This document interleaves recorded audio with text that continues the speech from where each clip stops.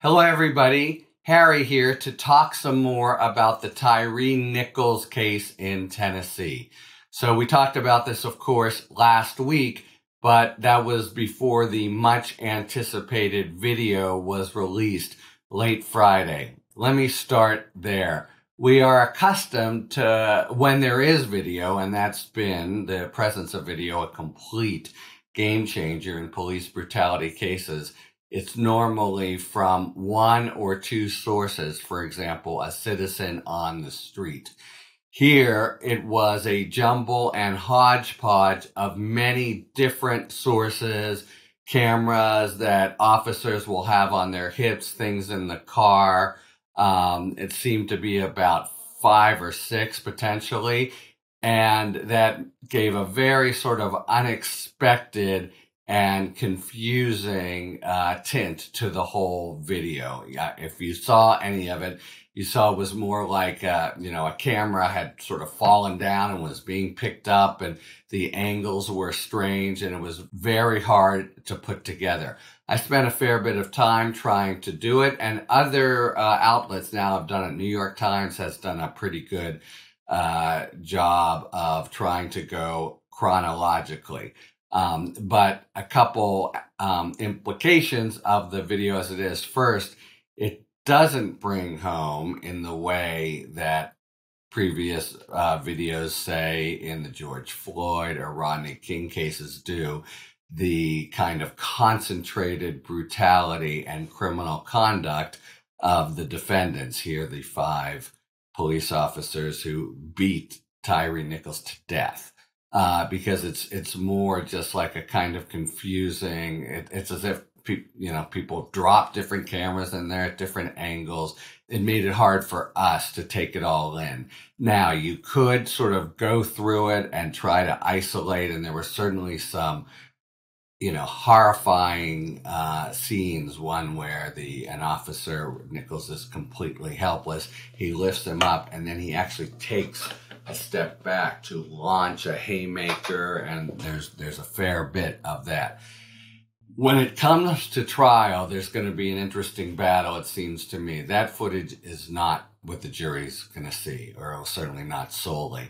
The state is going to take that whole hodgepodge and try to make the best single flowing narrative that it can. That means both substantially shortening the hour or so of video and then making it all chronological. And there will likely be a real battle about whether that's a legitimate thing to do, whether the resulting product really represents, because when you do something like that, it has to be a fair and accurate representation of what the video showed.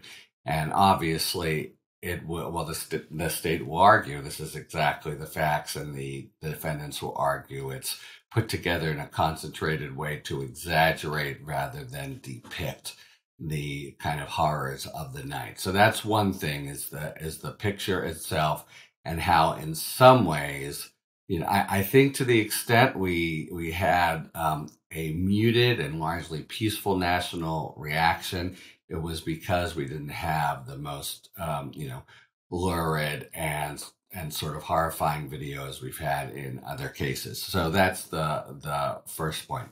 Second point, the defendants here, all 5 of them were part of a squad called the Scorpion Squad. That squad has now been disbanded. The Scorpion Squad patrolled high crime areas in Memphis, and had a whole sort of aggressive approach to even petty kind of criminality. There have been squads like this that have operated effectively in other cities. Indeed, in Memphis, the officials were touting the results of the Scorpion Squad until last week. It was a talking point for the chief of police and the mayor. Now it's a scandal and a black eye. I think so. The ones that I've seen that have operated successfully, or what was going on here, seems to be just a woeful lack of training and and this I think is an occupational hazard of squads in high crime areas. It seems like the cops can develop a mindset of, we own the streets and don't mess with us. And if you mess with us, not in the sense of breaking the law, but just in what? In being impertinent or who knows what. We still don't even know what Tyre Nichols supposedly did. Tyre Nichols, excuse me. They will respond viciously. So I think you're going to see a whole cycle of controversy over these. I just want to point out from the Department of Justice's point of view, other cities, they have been effective for what they've done, but you need a lot of training, and these guys seem to have none. That comes to the third point that I wanted, that came home in the video. It's a complete scene of chaos, bedlam, and contradictory commands. There's no way poor Nichols can even follow what they're saying. One screaming at him to give me your arm, and he's got his arm. Another is screaming at him to stand up, but sometimes he's standing up, and of course, if he's falling down, it's because he's been beaten down. It's a total absence of kind of coherent law enforcement responses of knowing what they're doing. It's just a melee, just a savage free-for-all, and the cops are completely unprofessional in the sense of not knowing what they're even wanting to do to get control. At one point, he runs away, yes, and they wail on him worse, but of course they've pepper sprayed him.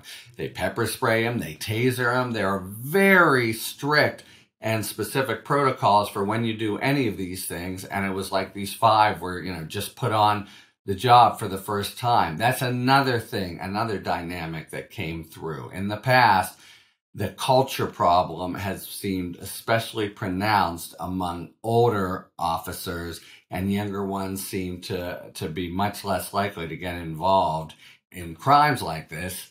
These guys were all hired between 2017 and 2020. They are new cops. Also, as many have noticed, African-American cops. Just doesn't matter. They are as both vicious and completely disorganized, not knowing what the hell they're doing, as any you've ever seen. And that really materially contributed to their confusion and his death. What else? We found out something we didn't know last week.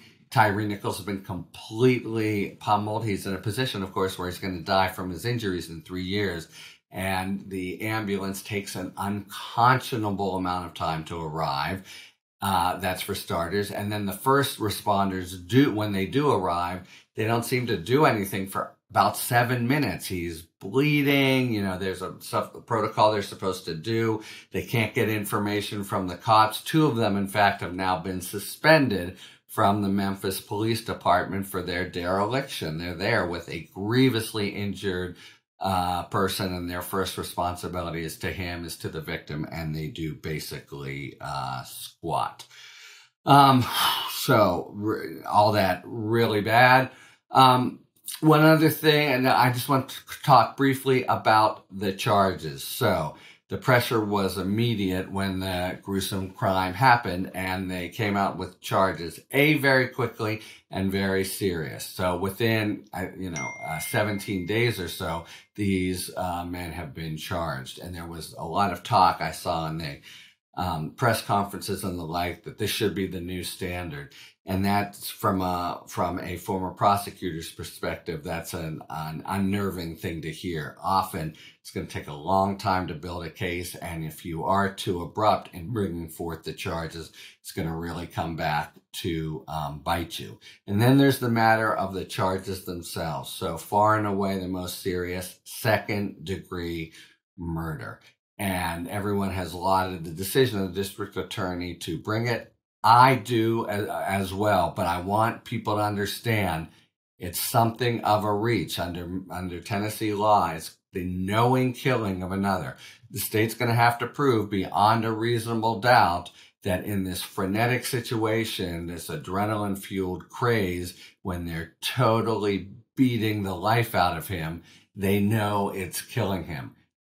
that's you can imagine that there's going to be real both expert testimony, and if they take the stand, testimony from them, that's going to make that a hard charge to prove. And we're just going to have to be sort of vigilant and calm if possible when the time comes, and understand it's to the jury to decide, and it's anything but a slam dunk. Okay, so, this is the worst since George Floyd, and one of the worst in the history of the country. It's obviously going to continue to play out. The officers are now out on bail. They're like, what the hell? How could that be? But, it's because they're not a danger now, and people, they're not going to be there. They've been fired for starters, and it's unlikely they're a flight risk. These guys are anchored to the Memphis community. But, that means they'll probably be out until trial starts. Anyway, there's much more drama, anguish, gut-wrenching detail, and controversy still to come here, including especially the scrutiny of the Scorpion Squad and all of its practices here. Okay, so wanted to give a full-bodied and nuanced summary, even though I know the reflex is just like, how guilty could they be, and how quickly can you convict them? But there are more kinds of nuances to consider. So this case ain't going away, and there'll be much more to discuss and filter through. Until then, talk to you later. Thanks for tuning in. If you enjoyed this video and other Talking Feds content, please take a second to like and subscribe. Talk to you later.